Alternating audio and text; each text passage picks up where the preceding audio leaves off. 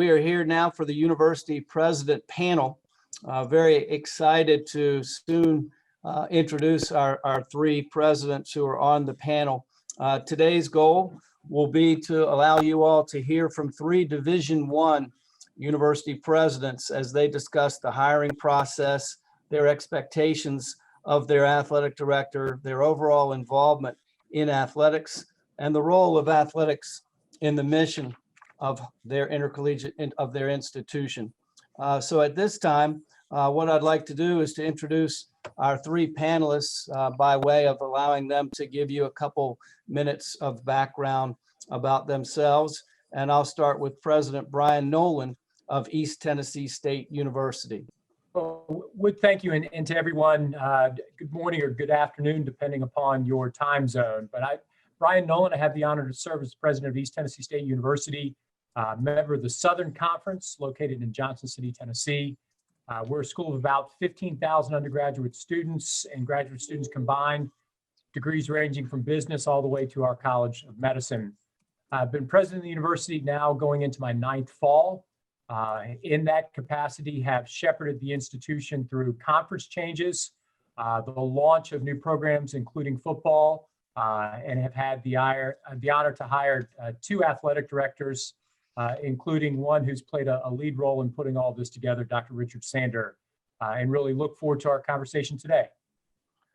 Thank you, President Noland. Now I'd like to call on President John Broderick from Old Dominion University. Well, good morning, everyone. Like President Noland, many similarities for me is his journey as president. This is my 13th year as president of Old Dominion, my 25th year here. I was here for 12 years as a vice president before that. We too have made a number of changes here, from starting football to going from one level to the next. Dr. Selig, who's your host here, was really only our second athletic director in about 50 years. Our first athletic director was here for 40, so we've had a pretty good run of having people and keeping good people here. I've had a great deal of involvement with the NCAA.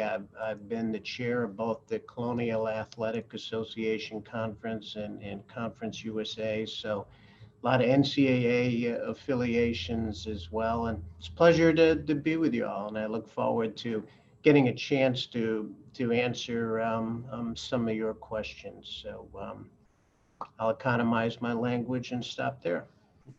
Thank you, President Broderick. And now we'll hear from our third panelist, President Robert Nelsen from Sacramento State. Hi, everybody. I'm Robert Nelsen. I've been the president of Sac State for 5 years.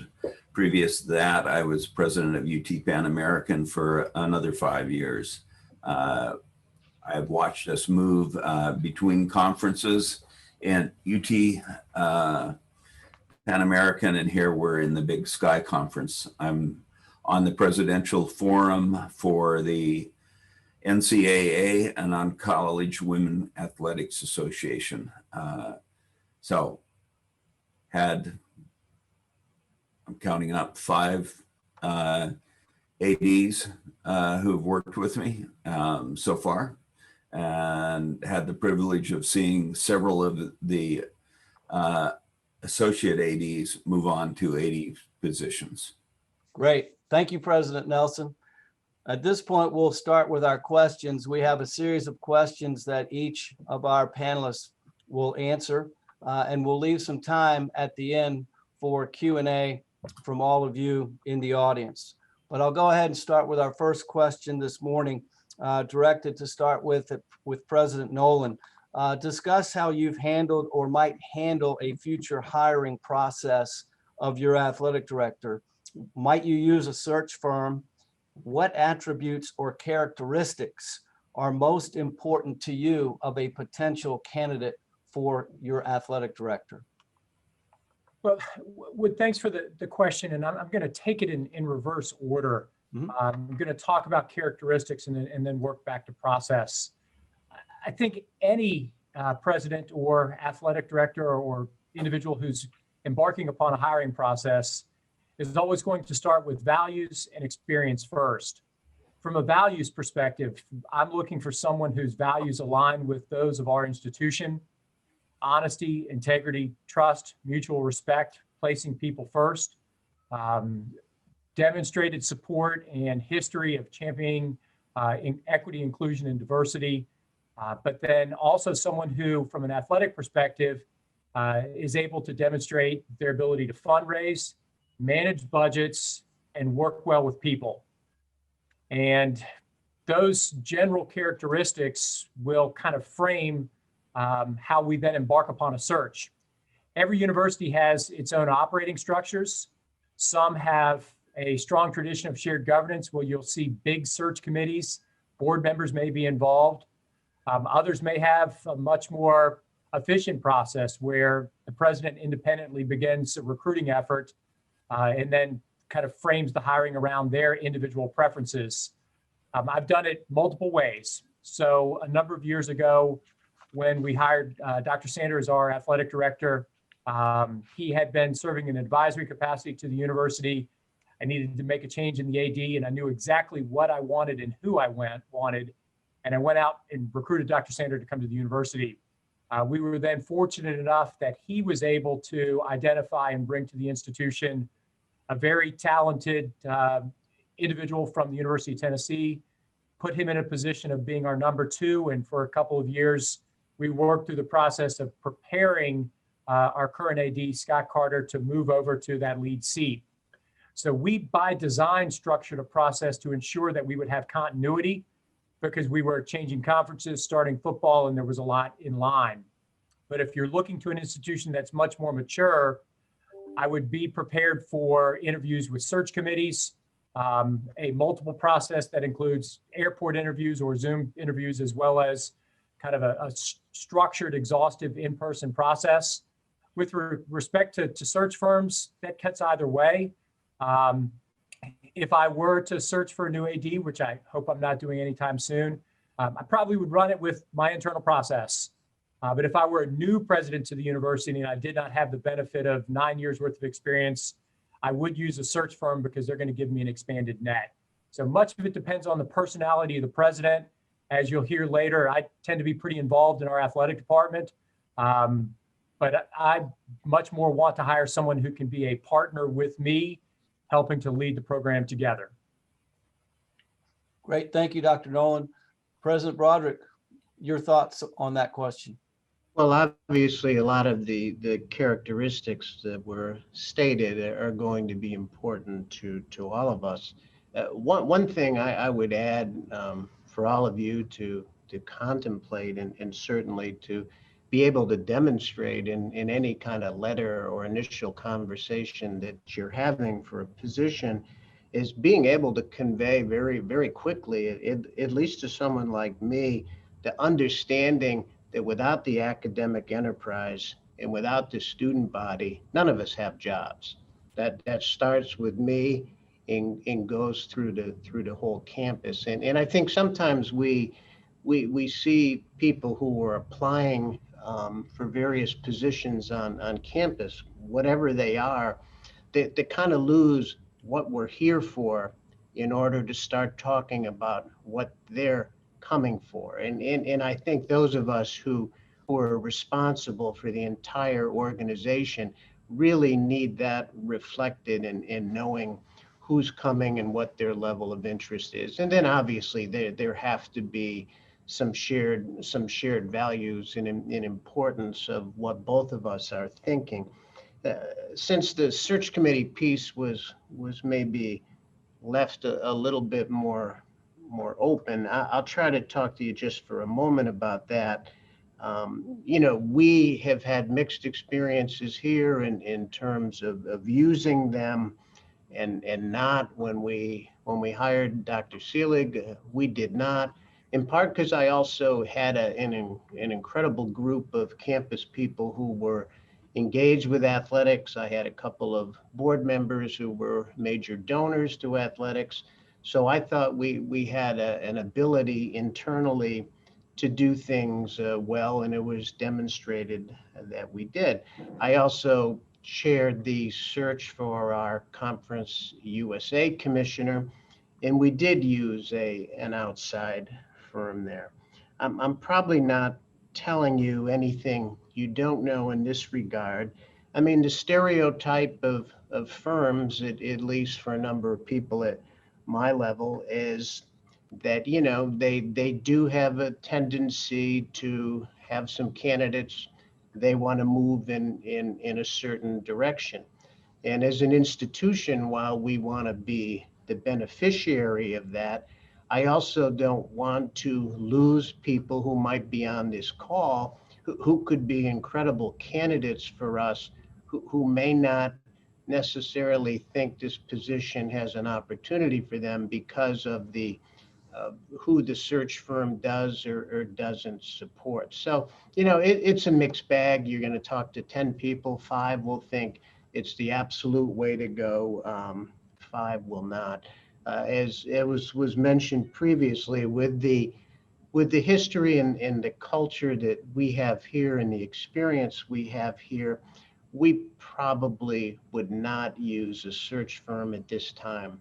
But it also, we've used search firms for many of our coaching hires. Some of those have led us to great candidates. Some of those just helped us with a process in terms of going from start to finish. Great. Thank you, President Broderick. President Nelsen, any additions? Yeah, at Sac State and at UT Pan American and at Corpus Christi, where I was before that, we would definitely use a search firm because we need the expertise and we're looking for diversity. And a search firm can help us find that diversity that we don't necessarily find in other places.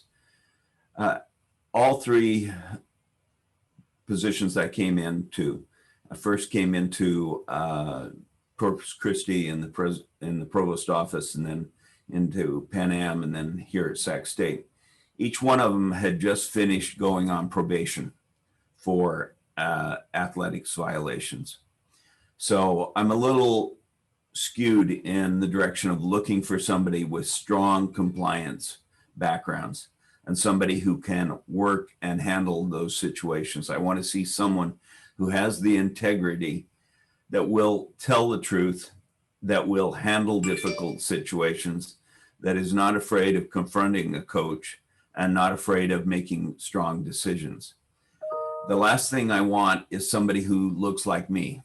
I look at myself in the bathroom every day in the bathroom mirror. I don't need to look at somebody who's mirroring back what I'm saying. I'm looking for somebody who's going to talk differently than I do, who's going to look at things differently than I do. You know, most presidents do not have very much experience with athletics. You know, most I had was in high school and rodeoing. That doesn't really translate all the way around. I want somebody who can actually talk to me about the sports, talk to me about the athletes and the like. The reason I like working with search firms is that we can sit down and advance and list a set of characteristics, and then they can go through those characteristics and decide who best fits. And so I'm not wasting my time when I'm meeting with them. Great observations. Thank you, President Nelsen. Our next question, I'll start with President Broderick. What are your expectations of your athletic director? I'm personally interested in that. And how do you convey your expectations to him or her? Well, again, I'm going to restate what I said with the first question, that they must recognize the importance of the academic enterprise and the importance of the student body. And don't get me wrong, folks. I would say the exact same thing to vice presidents or deans or to anyone that we're talking to about positions here, that we're all blessed to be in a profession that's so noble is higher education, where we get to work with people young and old who are on some type of journey to better themselves, to better their quality of life, to achieve social mobility in many instances. So that part of it cannot be lost. I would say to you, and I would hope all of you are just going to nod at what I say, that this is already a part of your DNA, but you need to be a part of the campus beyond the athletics piece. You need to understand the importance of budgeting like it's your own personal checkbook. There's no magical closet in the administration building that when things get difficult, resources can flow without any knowledge that they're going. It's not that way. Understand the importance of managing. Again, I think to the point that Dr. Nelsen made, don't send all the difficult management issues to the administration building and keep all the easy ones to yourself. We have here a $650 million enterprise. We have over 3,300 employees. I want to hire people who are going to manage the people that they have. It doesn't mean I don't want to be in conversations and strategies to try to understand where your personnel challenges might be, but I don't want the hard ones and you only keep the easy ones. That doesn't bode real well for success. And one thing that I know Dr. Selig will agree with me on, I do not like surprises. My boards don't like surprises. I don't like surprises. So the more we communicate, and even sometimes just little stuff, people would rather know something than hear it. And don't forget, the days that we're just looking at a CBS affiliate or a daily newspaper or a big time radio station, the news outlets have been replaced by everybody on our campus is a reporter as a result of social media. So we really have to err on the side sometimes of over communicating to ensure that no surprise mentality that many of us want, and I'm sure you want the same thing in your roles, is kind of part of what our fabric is. Surprises are only good for birthdays. So, President Nelsen, what would you like to add as well? Well, the last statement you just made is absolutely right. No surprises. Communication all the time. If an AD is hiding anything from me, the AD won't be around very long because that just does not work in any form or fashion. At Sac State, we asked the AD to come to the cabinet at least 3 to 4 times a year. One of those times is to talk about academic progress. And we expect regular reports on academic progress because those students are student athletes first. And what I'm looking for in a AD is someone who realizes that they're students and has innovative ways to help them academically, whether it's buying hotspots for them when they're on the bus, or whether it's making changes in what's happening in the academic performance center, but someone who's thinking of these students as student athletes at all times is just critical because we need them to be there. I mentioned the importance of the compliance function. I'm looking for someone who's going to work with a compliance officer very closely and is going to monitor that. And then I'm also looking for someone who is not always thinking about the coaches, but is thinking about the trainers and what the trainers are doing. There's nothing worse for an athletic program, excuse me. You can see that the emphasis is on academics over athletics right there. I'm looking for someone who is really looking after the athletes and is protecting them and is able to think about their welfare as we move forward with them. It's about communication. It's about being there for each other and not being afraid to call the president in the middle of the night. Or last night, you'll see something about Sac State on the D1 ticker tomorrow, probably, talking late in the evening as we make decisions together. Excellent. Thank you, President Nelsen. Dr. Noland? I would echo the comments regarding no surprises. Open lines of communication are critical to relationships, be it with the provost of the institution or the athletic director. But given the visibility of college athletes in this modern environment, it's critical, the open lines of communication. My expectations for the athletic director are identical to the expectations for the department as a whole. And they're simple. The first is represent the university with class. I do not want to see anything in terms of actions, newspaper articles, et cetera, that would do other than uphold the values of the university. Second, ensure that your student athletes excel in the classroom. And that rounds out everything from ensuring you're properly supported and staffed in your advising and counseling centers to daily tracking of attendance, performance in classrooms, et cetera. And I expect metrics around that on a monthly basis. Third's play by the rules, no violations, clear and simple. And fourth is win championships. But it's in that order: represent the university with class, excel in the classroom, play by the rules, and win championships. I say that to our coaches every single year when we have the all coaches meeting to launch the year. And then we follow that up with conversations with teams, et cetera. But I'll go back to where I started. No surprises and open lines of communication. I talk to our AD every day on matters, particularly now with COVID, from budget to testing to safety protocols on down the line.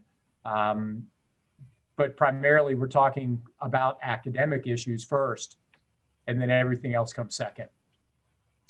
Great, good list of priorities. You reinforce the communication piece, and that is very, very important. I'd like to start this time with President Nelsen. Relative to communication, what style of communication do you prefer or is acceptable for you between you, your athletic director, and what are the types of things that you should be constantly communicating on? I'm a texter. I don't like texting, but I am a texter. And my AD texts with me on a regular basis throughout the day. As was just said, we all talk to our ADs every day at this point. With COVID-19, you have no choice but talk to them. With the decisions we're having to make about testing and what type of testing, whether you're going to do antigen testing or whether you're going to do PCR testing, you've got to have those conversations. With the budgets that are going on, you've got to have those conversations. So texting's not enough, because it's critical that the president knows where you are on the budget and that there's communication back and forth with whoever the budget officers are in athletics, the budget officers in the business affairs, and the budget officer in the president's office. We make sure that we have a liaison from the president's office with the budget office so that there is conversations taking place about the budget. I do not want surprises, but I don't want to see red ink either. And if there has to be red ink, then I want to know what's happening. The other thing that we haven't talked very much about is the role of the AD with boosters and with raising funds. The communications back and forth with us about, okay, here's what I said to this individual. Here's what this individual is talking to me about. Here's where I think we can go there. Those communications are really critical, because when you go to meet with a potential donor, you want to both be on the same page and you want to know what each other has said. So we work really hard on the philanthropy side and have communications about that. The bottom line is you communicate all the time and you never hesitate to over communicate. Great. Thank you, President Nelson. President Noland, how about you relative to communication styles and your involvement level with athletics? I think one of the elements, as you all are looking through in terms of your preparation to transition to being an athletic director, is you've heard the informal communication. I prefer phone because we're an open record state, and there may be some things that are sensitive in a text or an email that could be subject to FOIA. But I meet with our athletic director in a standing meeting every 2 weeks. And in that standing meeting, there's advanced prep of budgets, academic performance, and other major issues that we need to work through. I expect that material several days in advance of the meeting so that I can do my homework and we can make the best use of time. Because you're going to find, as you make that transition to where your seat is presently located to the AD, is time is your most precious commodity. And that equates to the president's office as well. So to be prepared, to provide advanced materials so that you can move your way through those conversations in an expedited manner. But for those of you who live in open record states, please be mindful that any email you send to the president could be subject to FOIA and could be on the front page of the newspaper the next day. Great point. Thank you, President Noland. President Broderick, your thoughts? Yeah, I probably would take a step back from the frequency as much as I would put the word in meaningful. I think it's important for all of us to have meaningful dialogue with our staff, but just like you have in your athletic departments with lots and lots of people, those of us who run large organizations have lots and lots of people too. So I'm probably, and again, because Wood is a veteran and I'm a veteran and we've been doing this together for 10 years, I think our conversations are probably less about frequency and more about meaningful. But I do think, nonetheless, it's also important in conversations, no matter which way we're going, right? Whether we're going up our organization or down, they're not always just about finances and challenges and issues. That there's also some good news sprinkled in, right? We all want to hear positive stories to be able to share too. And candidly, those are as important to me is some of the issue-oriented ones. So, you also don't want to be that person who every meeting shows up and you have nothing but a whole page full of bulleted challenges and hassles. So, all this dialogue aside, believe me, we all want to hear good stuff too. And occasionally the things that you want to brag about are things that we want to brag about. I would embrace Dr. Selig every day if he had good news to share with me. But I think we have a very healthy respect of what's important. And again, if you keep that no surprises in perspective, that's going to ensure when something significant needs to be translated, you're doing it because that's your philosophy. Excellent. Thank you. I'm getting a sense that there's some questions lining up, so I'll ask the last question structured, and then we'll turn it over to those of you who are participating for your questions. But the last question, starting with President Noland, what have you either seen or experienced, kind of a best practices perhaps, that a new athletic director should be aware of, maybe some do's and don'ts that are going to contribute to his or her getting their next contract? Well, I think one of the critical aspects for an AD to recognize is that you're becoming part of a university community. Take time to purposefully build relationships across the campus at the upper levels of administration, all the way down to the individuals who take care of the parking services at the campus. but ensure that you spend time with the provost, the budget officers, get to know the deans, be visible on campus, and to remember that you're part of a community of scholars and that your student athletes are part of that community as well. Quite often individuals can spend a lot of time just learning their portion of the institution, and that can then send up walls with the faculty. So to do what you can quickly to become engaged and immersed with the life of the university will help you down the line when things maybe turn a little bit and you need that support, to know that as an AD, you're part of a community of scholars. You're not just part of the athletic department. Excellent. Thank you, President Noland. President Broderick?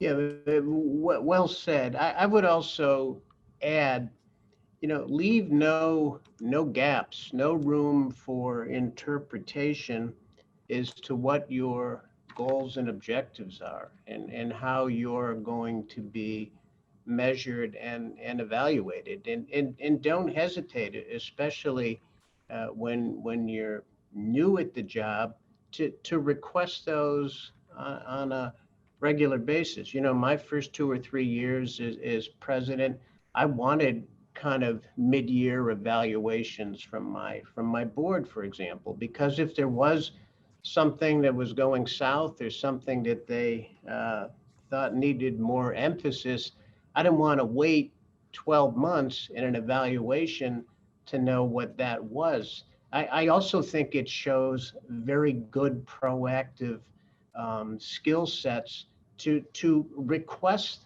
that type of feedback and try to ensure that you are on the same page. So that goals and objectives piece is very important. I also would, and probably a lot of you have this at your institutions now, but your athletic department ought to have a strategic plan. It ought to have a blueprint that, one, goes parallel with what the university strategic plan is, obviously, but then one that clearly states what it is are your aspirations, what exactly is your athletic department trying to accomplish, because that again bodes well and gives you that further evidence of accomplishment, but also that sense of accountability that you're willing to go on record, just like the colleges, just like the research operation, just like the enrollment office, to state what you're all about and how you expect to be measured. Great. Thank you, President Broderick. President Nelsen, your thoughts on maybe some do's and don'ts and best practices for a first-time athletic director? Well, President Broderick just hit one of the most important ones, and that is having a strategic plan. One of the questions I ask when I do an interview for a AD is, what has been your involvement in the strategic plan at your university now? And what role did you have? And how did you hold that plan accountable? No one wants a strategic plan that's shrink wrapped. In the meetings that I talked about coming with before the cabinet, one of those meetings is about what have we accomplished in our strategic plan as we're coming forward throughout the year, so that you really do have a sense of momentum and moving forward. One of the things that I think is a definitely do is show up where you're not expected to show up, and really be there when the president doesn't think you're going to be there. It may be a concert, it may be an academic event, it may be anything, okay?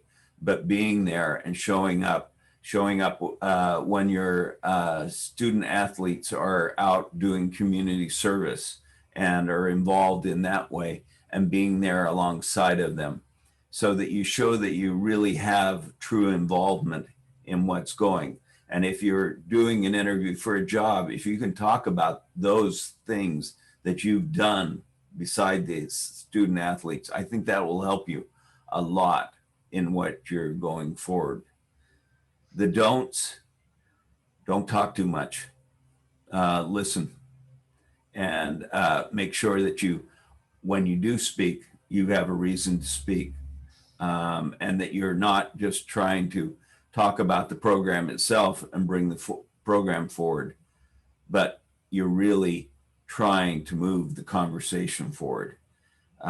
You have to be a communicator. And so you will be judged on how well you communicate. So that's the most important do of all. A great point about showing up too, because we all ask a lot from everyone around campus to support athletics, but it's kind of hard for us to keep asking of others when we don't participate and get involved in other areas of campus as well. So that's a very good point. I'm going to go to some questions from our participants here. First, Ashley Stone with Oakland University in Michigan would like to ask a question to our panelists. Ashley? Great, thank you. So first, I think I can speak for all of us on this call saying that the past 45 minutes have been absolutely awesome as far as value that we have taken from what you've said. A lot of us, it's easy to connect with athletic directors, others within athletics to be able to pick their brain, build a network, and then to Dr. Noland, to your experience in knowing who you want to recruit to be your AD next, what would you say is the best advice for us forming relationships with college presidents throughout the United States, in addition to simply cold calling someone or even touching base with the presidents at our own alma maters? Well, I would first start with the president at your own institution, because we're going to pick the phone up and call the peer and say, talk to me about Ms. Stone. Each year, the large annual NCAA forum is a wonderful opportunity to interact and to engage. I would ensure that you take time through your individual conference meetings. I've been chair of our Council of Presidents, hired our new commissioner, to ensure that you build some relationships with the presidents within your league. But I would start at your home institution, because that's the most important relationship you have. President Broderick or President Nelsen, would you like to add anything? Well, I'll thank you, Ashley, for your compliment. I go from this meeting to the faculty senate, so you may be my last compliment for the next 2 hours. So I'm gonna hold you deep to my heart here going forward. But you know, I tell students this all the time, so I'll share it with you too. Most people, if you express an interest in wanting to know what they do and what kind of wisdom or guidance would they give you in some kind of career path, there's very few people who won't puff up their chest and sit a little straighter in their seat and be glad to do that. So I wouldn't necessarily shy away from reaching out to anyone. You know, if someone doesn't respond, well, you know, maybe they already told you what they could have done for you anyway. But I mean, if you have true interest in learning more about what other people are looking for, send them an email and pick up the phone and call them. I can assure you, and I'm sure there's others who would agree, someone does that for me, I may not be able to respond to them that day or that week, but why wouldn't I call you back? Why wouldn't I set up a Zoom meeting? You're flattering me as much as maybe in some, you know, short way that I'm helping you. So, you know, the same things that I think we tried to teach our students and what we try to teach our young graduates, don't miss opportunities to network. And if you don't advocate for yourself, nobody else is going to. I just throw that back at you too. Great point. Real quick story, and then I'll call on President Nelsen for his thoughts. If you all have heard of Ross Bjork, Ross is now the athletic director at Texas A&M. When he was the associate athletic director at UCLA, he happened to be in the same hotel workout room at a Marriott that he was staying as the president of Western Kentucky University. They were on a treadmill working out next to each other for about 30 minutes. So they struck up a conversation in the Marriott workout room, but he didn't leave it at that. When he got back to UCLA, he sent a note, he started email communication, and lo and behold, when that position turned over, who got hired at Western Kentucky? Ross Bjork, and it starts from the conversation and the meeting that he had with the president of Western Kentucky in the hotel workout room. That's how that whole relationship began. So you never know when you're going to meet presidents or those who could hire you, but don't just leave it as a casual passing in the night. Make sure you work on that relationship and develop that along the way. President Nelsen.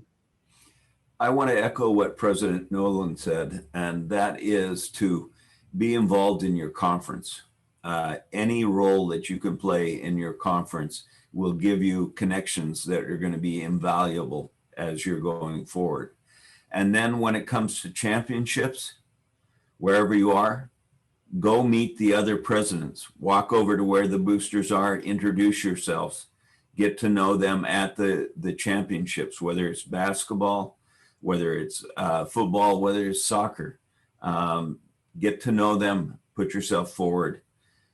I don't think that the president's recommendation will be the most important recommendations that you'll get. I think it will be people who have worked closely side by side with you that will matter the most.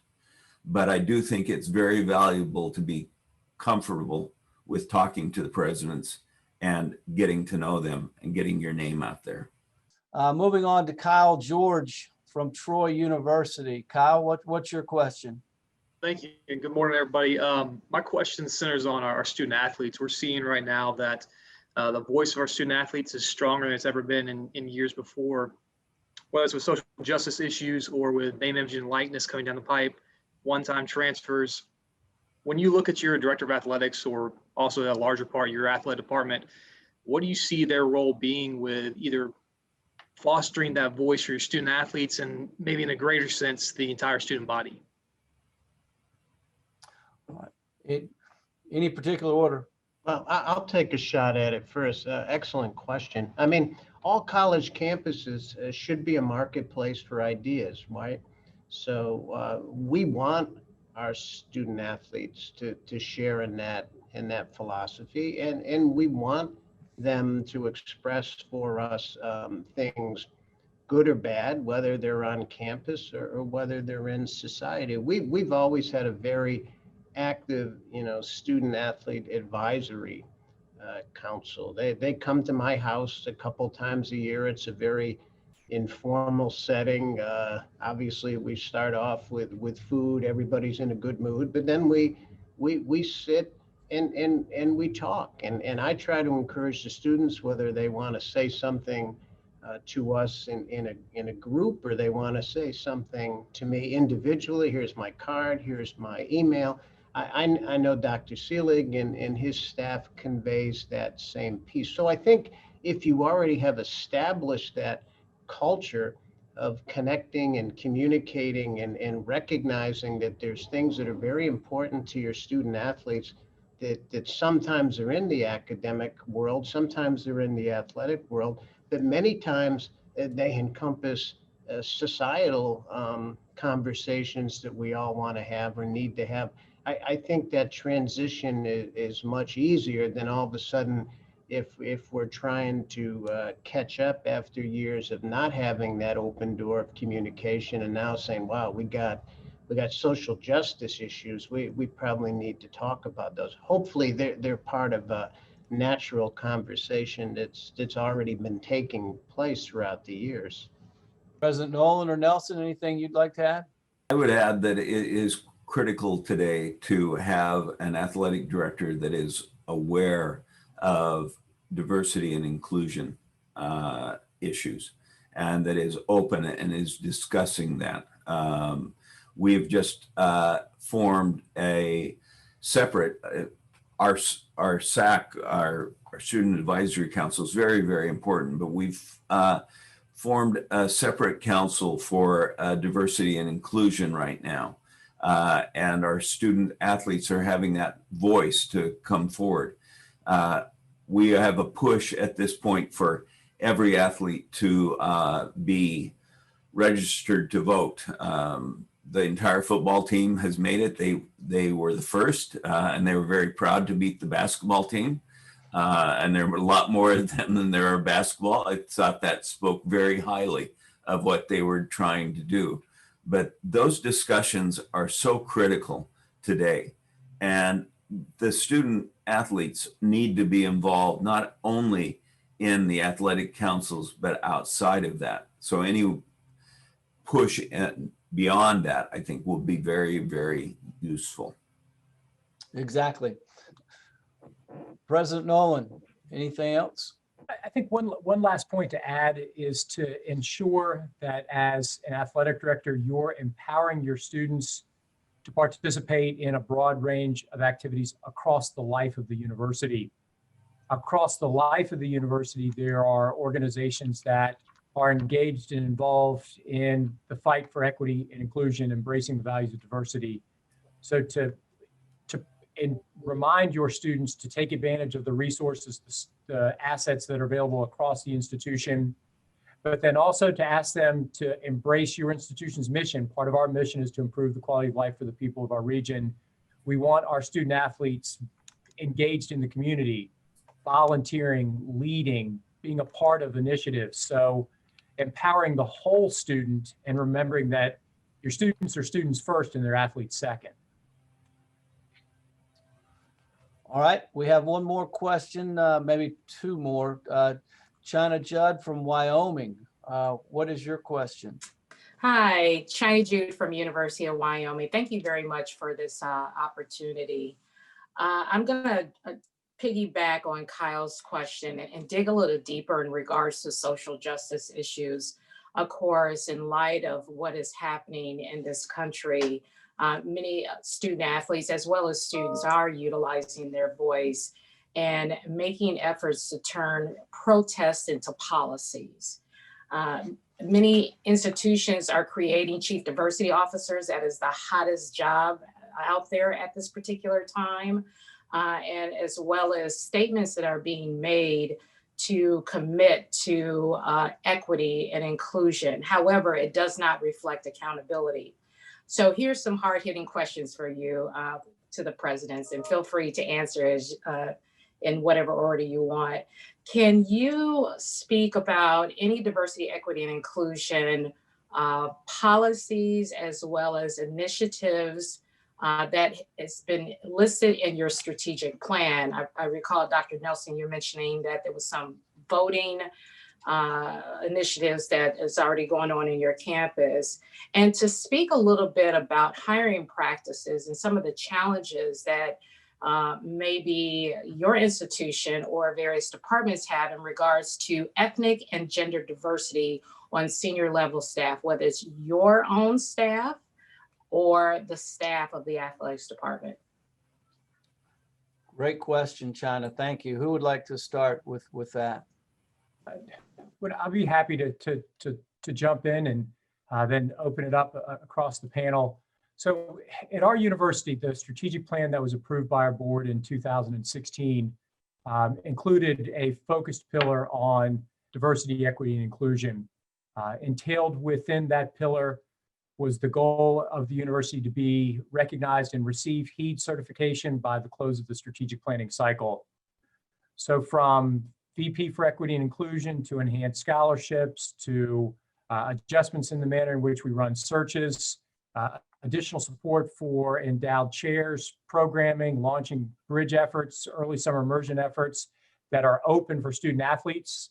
We have members of our football and basketball teams who are part of the bridge program, a chance to get on campus a month early. But all of that traces its roots back to our strategic plan. My concern is that much of the conversation that is occurring across higher education now may not be sustained. The way you sustain initiative is to put it in your plan and for presidents to be held accountable to that plan and their performance outcomes. And here, my performance evaluation links all the way back to that plan. So all of that links together, and we've included that in our evaluations for the AD as well. So everything for us goes back to the plan that was approved by our Board of Trustees. Excellent. Thank you, President Noland.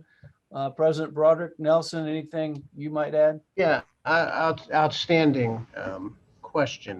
We probably 4 or 5 years ago, I started something called the President's Task Force on Inclusive Excellence. And it was comprised of students and faculty and staff to do and discuss and bring to us as a campus the important issues that we strive to be part of here as really a diverse campus, but more importantly, an inclusive campus. I want to make one comment to your point about the hiring. In the seat that I have, I think performance equals recognition.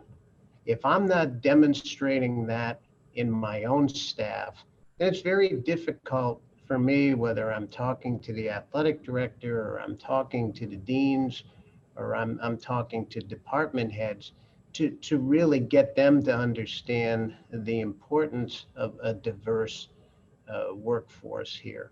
And so, you know, I feel very comfortable with who's on my staff and how well we represent the institution.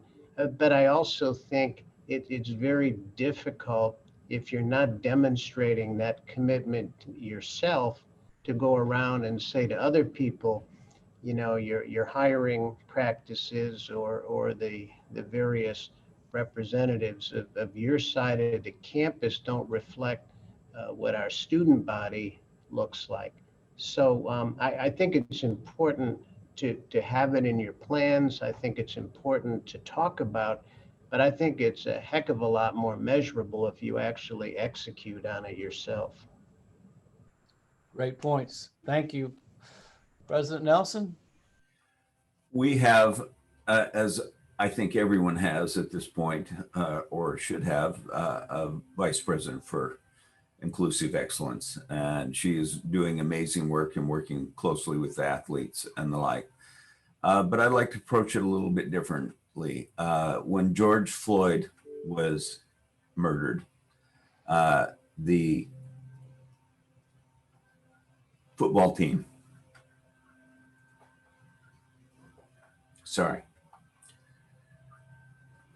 the football team called up and asked me if I would march with them. And we and all the coaches did it. So I think there's a lot in showing up and being there and being part of it. We've had healing circles with our athletes. All of our coaches have gone through anti-bias training, and we continue to be on the forefront. As a president, in some ways, I use the athletes, and this is not fair, but as the front people, the people who are actually engaged and doing something, who are showing up. And so I expect the athletic director to have that same role and to be very active. And when it comes to hiring, yeah, it's a major priority. As I started out and I said, the reason we use search firms for athletic directors is, and for many others, is that we can put our thumb down on diversity and the importance of diversity in the hiring process. Very good. Thank you, President Nelsen. I think we have time for one, maybe two more questions. We've got two in the queue. First, Casey Seglis with Kent State. Thanks, Wood. Good to see you. Same with you, President Broderick. It's been a while, but the future of college athletics, obviously with COVID and the financial impact all of our athletic departments have had, and not just athletics, but institutions as well. I think the overall structure and the business model of college athletics has forever changed. But I guess my question for you all is, do you think we'll bounce back to how things once were from a funding perspective? Or do we think, as future leaders in college athletics, we can anticipate that funding and the level of support might be changed forever? Who wants to dive onto that one first? I'm willing to dive onto it first, just because I think all of you, it would behoove you to look at what the President's Forum is going to come out with. They have dedicated themselves for the next year on, and this is the NCAA President's Forum, on sustainability. What will it take for athletics to be sustainable? What changes will have to be made in rules and regulations? How will you do it financially and the like? I don't think we're going to bounce back. I don't think we're going to. Philanthropy is going to be more important. Holding the budget accountable is going to be much more difficult. We're looking at a tough times ahead. I was interviewed yesterday on NPR, and we just finished a 10% cut, and they're saying, well, next year will be a fine and everything else. And I said, no, it won't. We're looking for another 10% cut next year in California. So you've got to be thinking about finances constantly. And I think if I could add to that, the landscape across higher education is going to change. If you fast forward to the middle of this decade, there'll be significantly fewer students graduating from high school than there is today. The demographic cliff is real. There are only 50 or so athletic departments that are self-funded. The predominance all rely upon state and student support through dedicated fees to cover operating expenses. And if there are fewer students, there'll be less resources to flow through the departments. So, everything from coaches' salaries to arms races around facilities. We're at the FCS level. I'm pleased we're here. I don't know how we could afford to play a level up. And it will be interesting to see if some of those schools that made the move in the past decade end up moving back down. I don't know. But what I do know is that finances will become more and more limited as the number of students moving through higher education shifts in the years to come. If I can add just two other quick things, and Casey, if I had known you were going to be on the call, I would have wore a tie.